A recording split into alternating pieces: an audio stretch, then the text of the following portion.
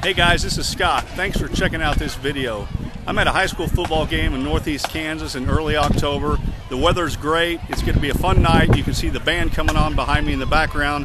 And behind me over here you can also see the stadium. Now we're not going to have this problem tonight, but in this video I'm going to give you some examples of how you deal with the harsh shadows that are caused by stadiums and other buildings around the field when you're shooting late afternoon and early evening. So let's check out some real life examples.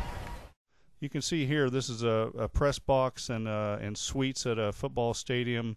The sun is pretty high up right now, so we don't have any harsh shadows, but most of these shots are going to be from this stadium. In fact, I think all of the shots in this video are from this very stadium. So as you'll see in these photos later, that press box, as the sun goes down, the press box starts to cause some harsh shadows that we have to deal with. So in this photo we see what we're going to typically get when we have the sun straight ahead or no shadows to deal with. It's a pretty clean shot. You just got to deal with getting typical football exposures under the helmet like you normally would on a sunny Saturday afternoon. Of course, when the sun goes down, you can have that really nice golden light. So you want to take advantage of that opportunity when you have it and look for some portrait type shots or maybe crowd shots or other photos of players that you might not otherwise get with such nice lighting. And this is an example of what you might get once the sun starts to go down and you have harsh shadows coming across the field of play.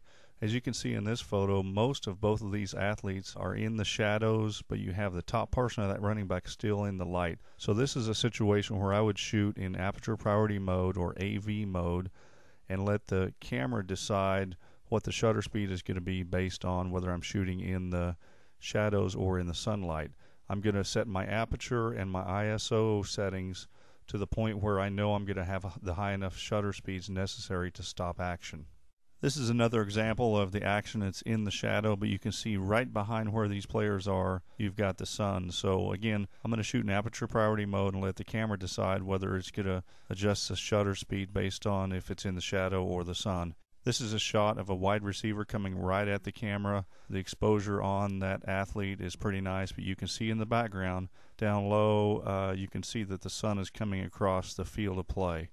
And then in this shot, the action is right towards the end zone, and again, the background is really pretty hot and fairly blown out, but you've got to have good exposure in those shadow areas where the action is right in front of us. This is a photo where you can see a wide receiver being pushed out of bounds. This photo is obviously in the sun, and it got them close enough to the end zone that when I shot the action on the very next play, it was in the shadows, and you can see in the background the sun shining still on a major portion of the field. So again, in this situation, I would have time to adjust my settings if I was shooting in manual, but if that receiver would have stayed in bounds and kept coming towards the end zone, he would have been in the shadows and I wouldn't have had time to make the adjustments. So that's why I would recommend shooting in aperture priority mode in these situations.